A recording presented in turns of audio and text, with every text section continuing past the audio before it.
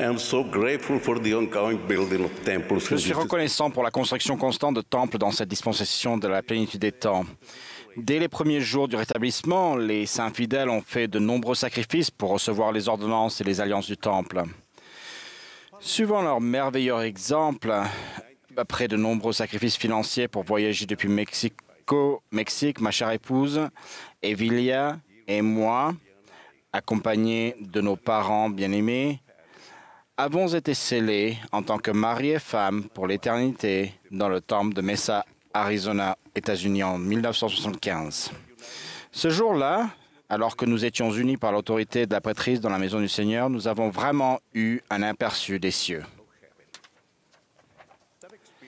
Cette expérience m'a permis de mieux comprendre comment, après 3 ans de dur labeur et de grands sacrifices, les saints de Kirkland, en Ohio, États-Unis, ont finalement achevé leur magnifique temple, le premier de cette dispensation au printemps 1836. En mars de la même année, plus d'1 millier de personnes se sont rassemblées dans le temple et à ses entrées pour assister à la consécration. Joseph Smith, le prophète, s'est levé pour prononcer la prière de consécration qu'il avait reçue par révélation. Il y décrit un grand nombre des bénédictions extraordinaires accordées à ceux qui entrent dignement dans les temples du Seigneur. Ensuite, le chœur a chanté « L'Esprit du Dieu Saint » et l'Assemblée s'est levée pour pousser le cri du Hosanna avec une puissance telle qu'elle semblait lever le toit du bâtiment. Une semaine plus tard, le Seigneur apparaît dans le temple et dit au prophète, « Car voici, j'ai accepté cette maison, et mon nom sera ici, et je me manifesterai avec miséricorde à mon peuple dans cette maison. Et la renommée de cette maison se répandra dans les pays étrangers, et c'est là le commencement de la bénédiction qui sera déversée sur la tête de mon peuple. » Après cette apparition et d'autres visions, le prophète Élie, qui a été enlevé au ciel sans connaître la mort, est apparu à Joseph Smith et Oliver Cowdery et a déclaré « Voici, le temps est pleinement arrivé, ce temps dont il a été parlé par la bouche de Malachie, lorsqu'il a témoigné qu'il, les Élie, seraient envoyés avant la venue du jour du Seigneur, jour grand et redoutable, pour tourner le cœur des pères vers les enfants et les enfants vers les pères, de peur que la terre entière ne soit frappée de malédiction. C'est pourquoi les clés de cette dispensation sont remises entre vos mains, et vous saurez par là que le jour du Seigneur, jour grand et redoutable, est proche et même à la porte. » Dans notre dispensation, l'œuvre du salut des deux côtés du voile a commencé lorsque le Seigneur a conféré les clés de scellement à Joseph Smith. Boyd K. Packer a enseigné. Cet événement remarquable passa inaperçu aux yeux du monde, mais il devait influencer la destinée de chaque âme ayant jamais vécu ou qui vivra jamais. Les choses commencèrent à arriver tranquillement.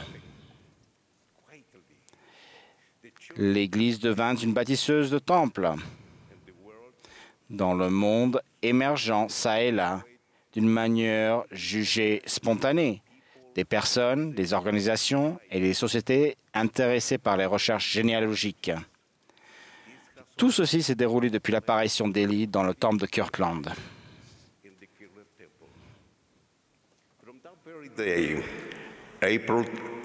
Depuis ce jour, le 3 avril 1836, le cœur des enfants commença à se tourner vers leur père. Par la suite, les ordonnances ne furent plus ponctuelles, mais permanentes. Le pouvoir de scellement fut avec nous. Aucun transfert d'autorité ne fut plus important. Ce pouvoir donne une signification et une permanence éternelle à toutes les ordonnances accomplies par la bonne autorité pour les vivants comme pour les morts. Chers frères et sœurs, la construction et le bon usage des temples ont été, dans toutes les dispensations, un signe de la véritable Église de Jésus-Christ. Après la consécration du temple de Salt Lake City en 1893, Wilford Woodruff a encouragé les membres de l'Église à trouver les registres de leurs ancêtres et à compléter leur généalogie en remontant le plus loin possible afin d'apporter les noms de leurs ancêtres au temple et d'y accomplir les ordonnances du salut et de l'exaltation. Un an plus tard, en 1894, le président Woodruff a supervisé la création de la Société généalogique d'Utah.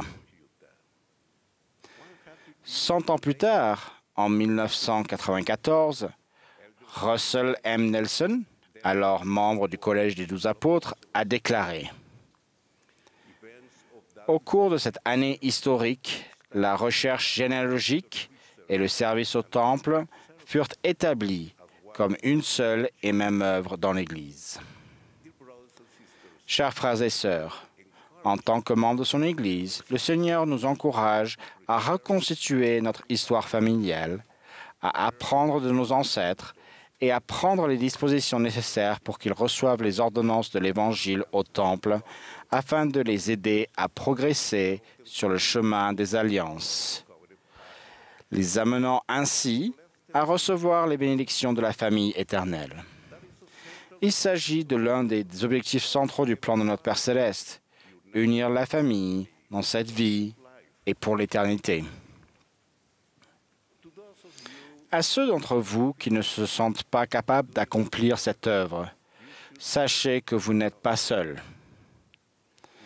Nous pouvons tous nous tourner vers les outils que l'Église a préparés et qui sont mis à notre disposition dans les centres Family Search, autrefois appelés centres d'histoire familiale. Ces centres Family Search ont été conçus pour que quiconque, avec peu d'aide, trouve des enseignements sur ses ancêtres et les traite correctement afin de pouvoir apporter leur nom à la maison du Seigneur. N'hésitez pas à faire appel aux consultants de l'œuvre de l'histoire familiale du Temple, de votre paroisse ou branche, qui vous guideront à chaque étape. En suivant les conseils des prophètes, en reconstituant notre histoire familiale et en accomplissant les ordonnances du Temple pour nos ancêtres, nous éprouverons une grande joie, au point de ne plus vouloir nous arrêter.